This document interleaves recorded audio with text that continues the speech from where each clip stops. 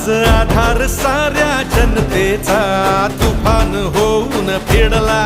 युवा नेता हा मोठ्या हिमतीचा रुबाबदार जबाबदार कुणाचा भाऊ कुणाचा दोस्त वाघाची चाल नाही माघार आवाज जनतेचा